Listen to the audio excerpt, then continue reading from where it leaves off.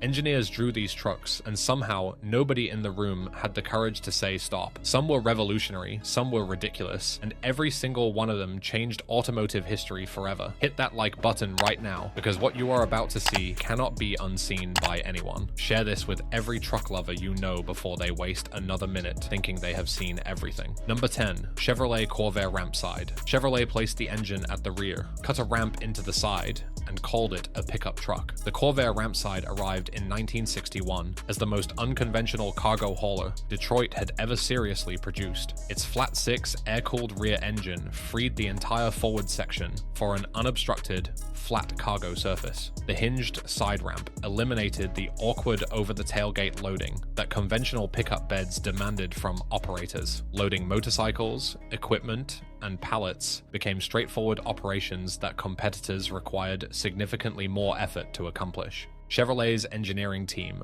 borrowed aircraft loading ramp logic and applied it directly to commercial vehicle design. The result was simultaneously logical, practical, and visually strange enough to attract attention wherever it appeared. Ralph Nader eventually targeted the Corvair platform, but not before the Rampside proved its genuine utility. An air-cooled flat-six engine producing 80 horsepower sat mounted at the rear behind the cargo area. Rear engine placement created a completely flat, uninterrupted cargo floor running the full length of the bed. The side-mounted ramp deployed downward, creating a continuous incline surface from ground level to bed height. Independent suspension at all four corners delivered handling composure that body-on-frame competitors simply could not match. Air cooling eliminated coolant system vulnerability, simplifying maintenance for operators without dedicated mechanical support available. Payload capacity reached approximately 1,200 pounds, adequate for the light commercial applications it primarily addressed. A 3-speed manual transmission kept mechanical complexity appropriate for fleet environments requiring minimal specialized training. Corvair-derived components provided parts commonality with passenger car inventory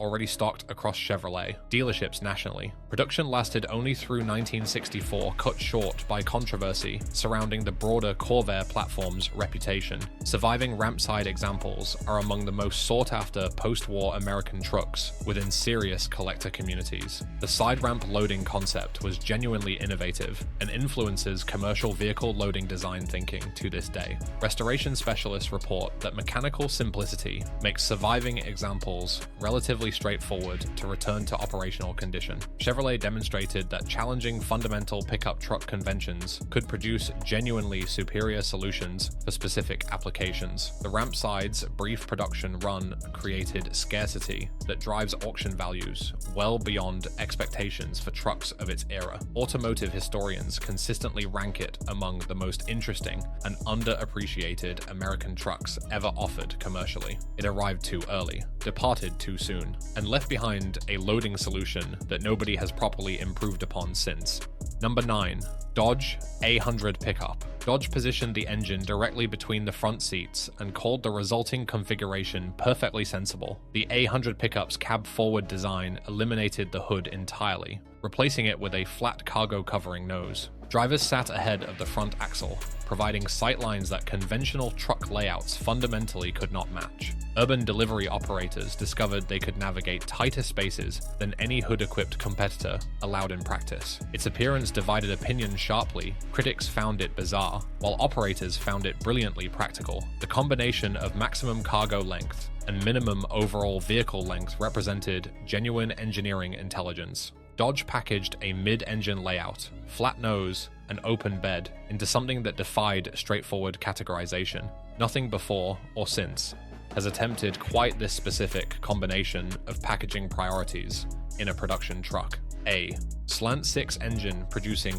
101 horsepower sat mounted between the front seats inside the cab. That midship placement distributed weight more evenly across both axles than conventional front engine layouts achieved. The forward cab position allowed a longer cargo bed, within a shorter overall vehicle footprint simultaneously. 3-speed manual transmission shifted through a floor-mounted lever, positioned beside the centrally located engine. Solid front axle provided durability appropriate for the commercial operator demographic the A100 primarily targeted. Payload capacity reached 1,500 pounds, competitive against conventionally configured trucks of equivalent wheelbase dimension. Braking used front drums on early variants, with disc options becoming available on later production years. The compact wheelbase enabled turning radius figures that gave the A100 genuine urban maneuverability advantages.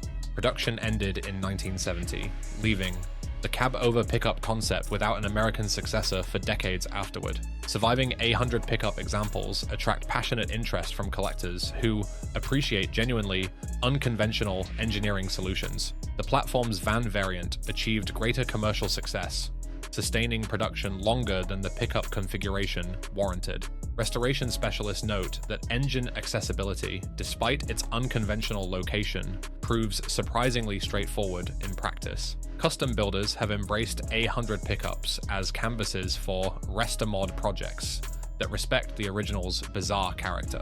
Automotive photographers seek A100 examples, specifically because their profiles create images that conventional trucks never produce. Dodge demonstrated that challenging fundamental layout assumptions could produce genuine, practical advantages worth pursuing commercially. The A100 pickup was too rational in its thinking to be understood, and too strange in its appearance to be ignored. Number 8. Chevrolet El Camino. Chevrolet watched Ford sell Rancheros and decided the concept deserved a more muscular, aggressive interpretation. The El Camino arrived in 1959, wearing Impala sheet metal and carrying cargo without any apparent embarrassment. Its sweeping fins, chrome accents, and wide stance made it the most dramatic hauler ever offered commercially. Buyers who prioritized style alongside substance discovered a vehicle that genuinely delivered, both without visible compromise. The Spanish name translated to the road, a poetic choice for something equally comfortable, hauling or cruising.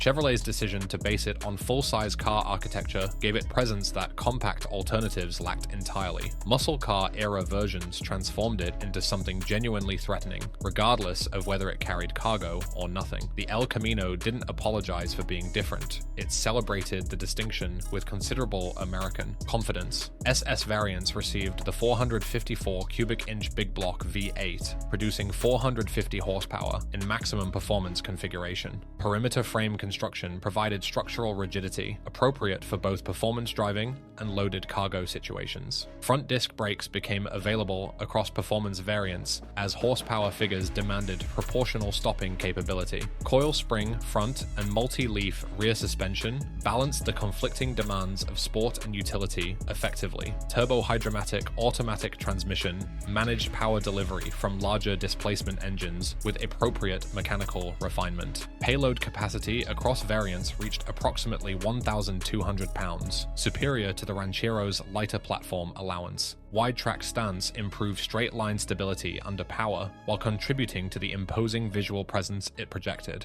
Air conditioning, power steering, and full instrumentation positioned upper trim levels within luxury personal vehicle territory. The El Camino survived until 1987, outlasting the Ranchero by 7 years through sheer market persistence. SS variants now achieve auction prices that confirm their status as legitimate muscle car collectibles, not mere curiosities. Restoration specialists report exceptional parts availability, reflecting the passionate community maintaining surviving examples actively. The El Camino became a cultural symbol appearing in film, music, and American popular consciousness repeatedly. Chevrolet's sustained commitment to the platform through multiple generations validated the concept the Ranchero introduced. International markets embraced coupe utility vehicles, partly because the El Camino demonstrated sustained commercial viability. No subsequent American manufacturer has attempted the segment with equivalent commitment, ambition, or sustained production duration. The El Camino closed a chapter that American automotive culture continues referencing without any sign of finishing. Number 7. Ford Ranchero. GT Ford looked at the pickup truck in 1957 and decided it needed to attend a formal dinner party. The Ranchero GT transformed cargo hauling into something that genuinely embarrassed conventional truck buyers at stoplights. Its unibody construction, fastback roofline, and GT badging communicated performance rather than payload capacity or utility. Nobody expected a truck to handle corners with composure. The Ranchero GT simply refused that limitation. Muscle car buyers who needed occasional cargo capability discovered a vehicle that satisfied both requirements simultaneously. Ford's decision to base it on the Fairlane platform gave it proportions that no rival could challenge aesthetically. The combination of sport coupe styling and open bed defied every accepted boundary between vehicle categories. It was too car-like for truck buyers and too truck-like for car buyers, and utterly perfect because of it.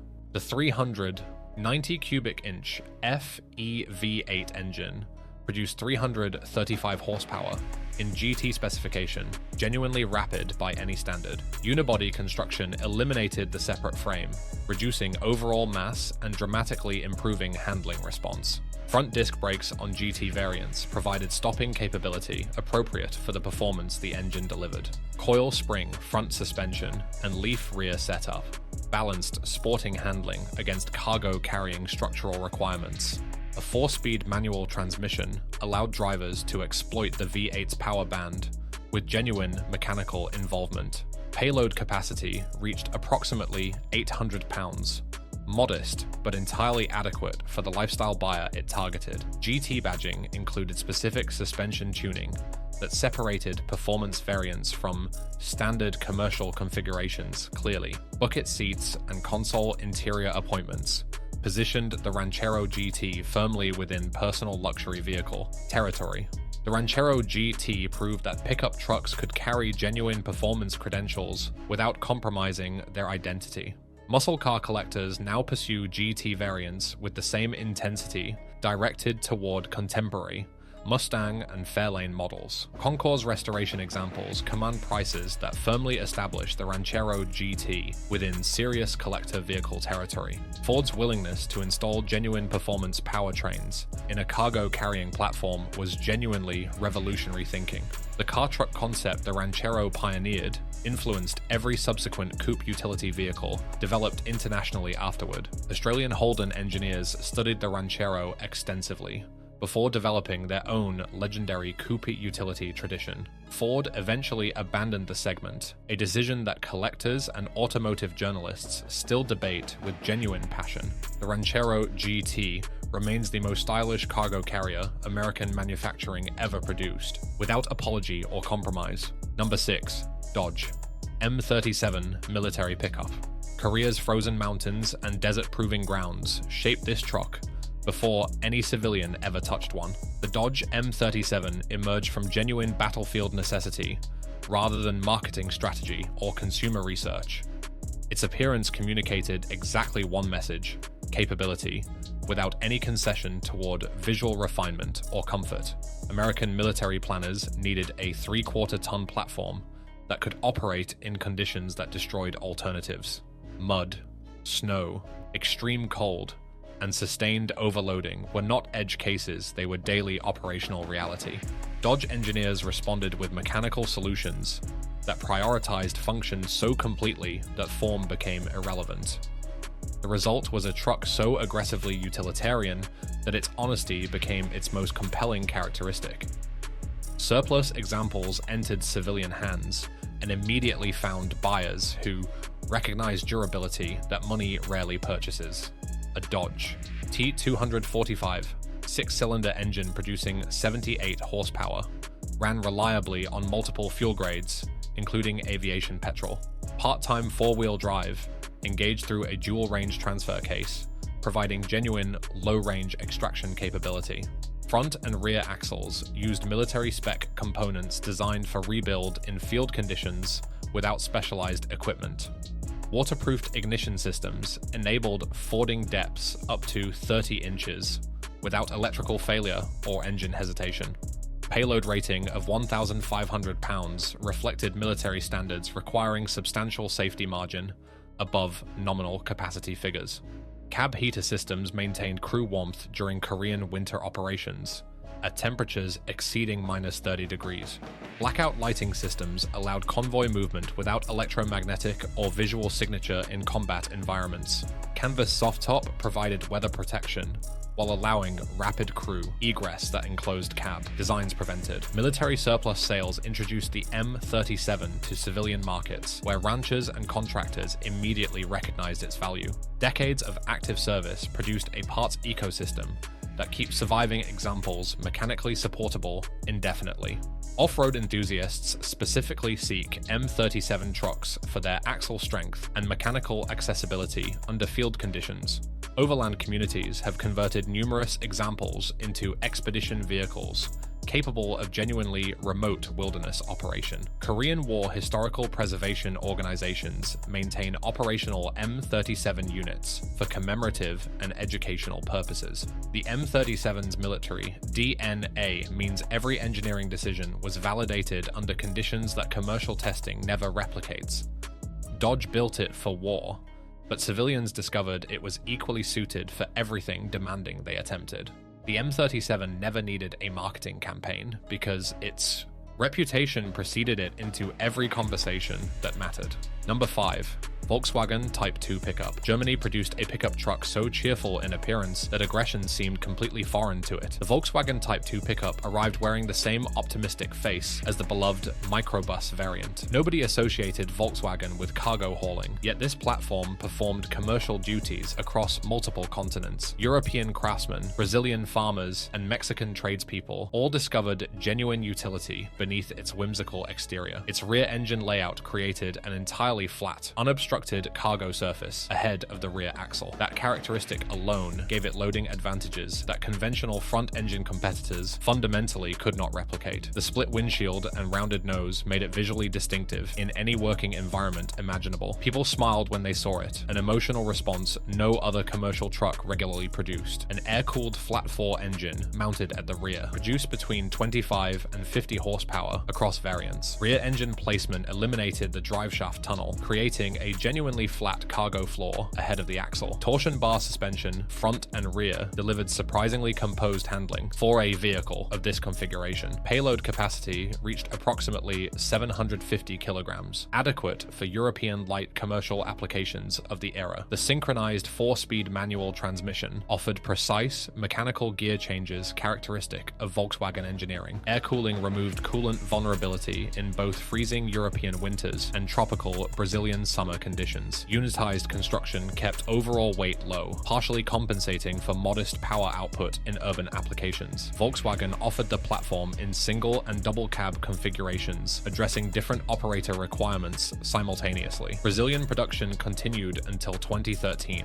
nearly 6 decades. After the platform's original European introduction, that extraordinary production longevity reflects genuine commercial utility that transcended its unconventional appearance entirely. Collectors across Europe and North America pursue Type 2 pickup examples with enthusiasm matching the microbus. Restored examples appear regularly at Volkswagen gatherings, where they consistently attract disproportionate crowd attention. The rear engine layout influenced subsequent compact pickup designs that prioritized cargo floor flatness over convention. Brazilian examples carry unique cultural significance, reflecting decades of working life in South American commerce. Volkswagen demonstrated that commercial utility and visual personality were not mutually exclusive design objectives. The Type 2 pickup was too distinctive to be ordinary and too practical to ever be dismissed. Number 4. Jeep Gladiator J Series. Jeep ended full-size pickup production in 1988 and left an absence the market felt for 30 years. The final J Series Gladiator departed dealerships without ceremony, fanfare, or appropriate acknowledgement of its legacy. Its squared proportions and upright stance looked deliberately defiant against the aerodynamic trends surrounding it. While competitors chased wind tunnel efficiency, Jeep kept building honest, angular, unapologetically boxy trucks. Off-road capability remained the defining priority. Styling was simply whatever was left after function finished. Dana 44 axles, quadra track 4-wheel drive, and genuine trail competence defined its identity completely. Buyers who needed trucks for actual work rather than appearance chose the J Series without hesitation. History remembers the Gladiator name, but too few remember but the original truck that carried it first. AMC's 360 cubic inch V8. Engine delivered 175 horsepower with torque characteristics suited to heavy workloads. Quadra-track full-time four-wheel drive required zero driver. Intervention traction distributed automatically and continuously. Dana 44 front and rear axles provided rebuild-friendly durability across demanding off-road and towing applications. Payload capacity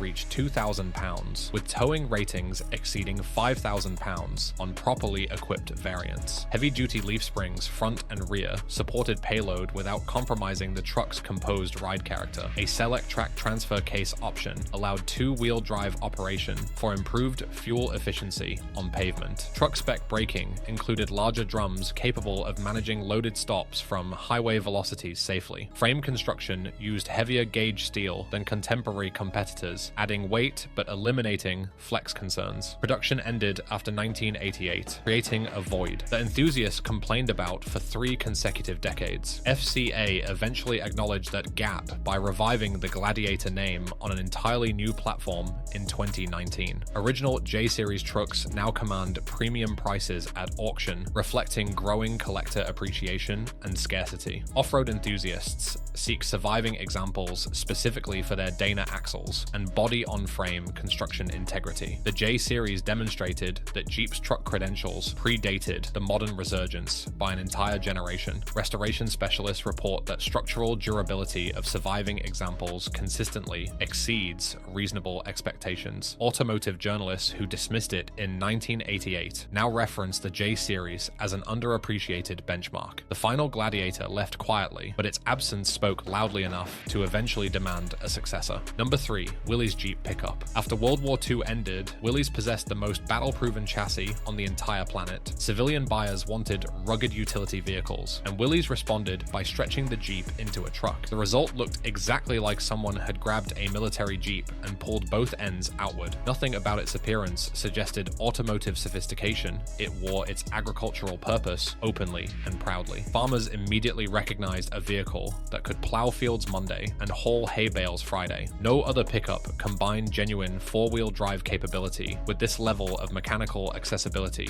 and simplicity. Its boxy proportions and flat surfaces made it visually divisive but operationally superior in working environments. The Willys pickup didn't ask for your approval, it simply performed and let results argue its case. The Hurricane 4-cylinder engine produced 72 horsepower through a displacement of 134 cubic inches. Part-time four-wheel drive engaged via a floor-mounted transfer case lever, requiring deliberate driver selection. Solid front and rear axles provided durability that independent suspension alternatives simply could not match. Ground clearance of 8.5 inches protected drivetrain components across rutted farm tracks and stream crossings. Payload capacity reached 1,500 pounds, competitive against larger, less capable conventional pickups of the period. 3-speed manual transmission kept gear selection straightforward for operators with minimal mechanical background. Dana front and rear axles provided rebuild-friendly components that rural mechanics could service independently. Body-on-frame construction allowed damaged panels to be replaced individually without structural compromise. The Willys pickup established the foundation for every serious off-road truck platform developed afterward. Its combination of four-wheel drive and open cargo bed predated the modern adventure pickup by decades. Kaiser eventually absorbed Willys, evolving the platform into what became the iconic Jeep Gladiator lineage. Restoration communities across North America actively maintain surviving examples in operationally correct condition. Agricultural museums display Willys pickups as genuine working artifacts from American post-war farming history. Collectors prize early examples for their mechanical purity and direct connection to wartime Jeep engineering. Modern Jeep Gladiator owners should acknowledge their truck's direct lineage runs through this forgotten pioneer. The Willys pickup was strange, stubborn, and irreplaceable, exactly the qualities great trucks always share. Number 2, GMC Handy Van Pickup. General Motors looked at the van segment in 1964 and decided it desperately needed a truck bed. The Handy Van Pickup emerged from that logic, a vehicle that confused everyone who encountered it. Its forward cab sat directly above the front axle, creating a profile unlike any conventional pickup. Delivery companies wanted urban maneuverability, while postal workers needed open cargo access simultaneously. GMC attempted to satisfy both demographics with a a single platform and produced something neither fully appreciated. The stubby nose, sliding side door, and exposed bed created an appearance that defied categorization completely. Dealership salesmen reportedly struggled to explain exactly what kind of buyer this vehicle was targeting, yet somewhere between van and truck existed a genuine commercial utility that deserved more recognition. A 153 cubic inch 4-cylinder engine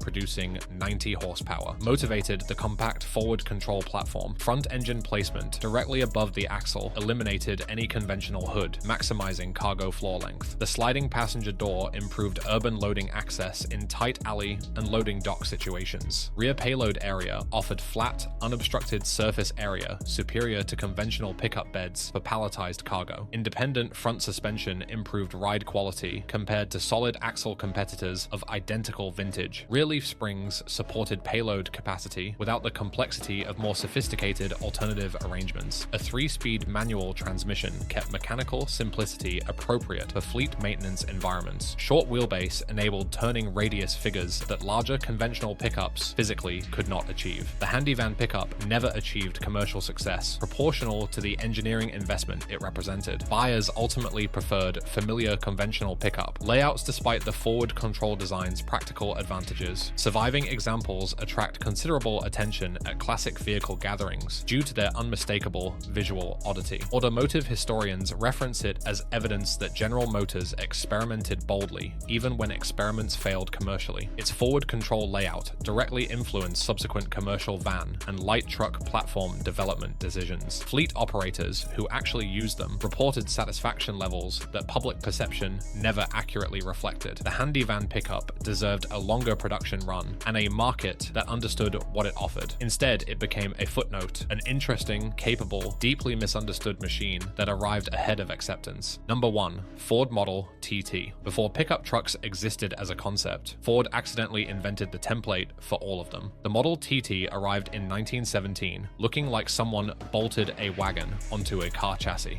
Nothing about its appearance suggested this platform would influence an entire century of truck design. Farmers, merchants, and delivery services adopted it purely because nothing remotely comparable existed yet. Its wooden stake bed and chain drive transmission belonged more to horse-drawn tradition than automotive future. Engineers at Ford essentially improvised a truck using whatever components the assembly line already produced. The result was bizarre, ungainly, and revolutionary. 3 qualities rarely found in the same vehicle. Nobody expected it to succeed, and nobody anticipated it would change transportation history permanently. A 2.9-liter 4-cylinder engine producing 20 horsepower moved the Model TT at modest velocities. Worm gear rear axle replaced the standard Model T differential to handle heavier payload demands adequately. The chassis stretched significantly beyond the passenger car platform to accommodate commercial cargo requirements. Solid rubber tires absorbed road shock. Poorly drivers described journeys across cobblestones as genuinely painful. The planetary transmission offered 2 forward speeds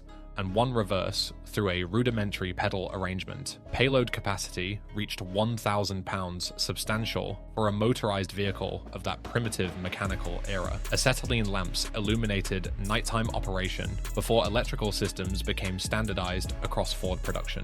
Cooling relied entirely on thermosiphon circulation, without any mechanical water pump assisting the process. Over 1 million Model TT units were produced between 1917 and 1927, staggering for the era. Its commercial success demonstrated that motorized cargo transport was financially viable for small businesses. Ford's decision to offer an open platform invited coach builders to create hundreds of unique body configurations. That flexibility established the pickup truck's defining characteristic: adaptability to any commercial requirement. Antique vehicle collectors now pursue surviving examples with intensity reflecting their genuine historical significance. Museums across North America display restored Model TT trucks as foundational American transportation artifacts. Without this awkward, chain-driven oddity, the pickup truck segment might have developed decades later. The Model TT was too strange to ignore and too important to ever be genuinely forgotten. You just witnessed 10 moments where automotive engineers threw every rulebook directly into the trash bin. These bizarre machines failed, survived, and occasionally triumphed, but none of them ever played it safe. If your jaw dropped at least once during sharing this video, smash that like button and share it immediately. Subscribe and hit the bell. Right now, the next list of forgotten automotive insanity is already being built.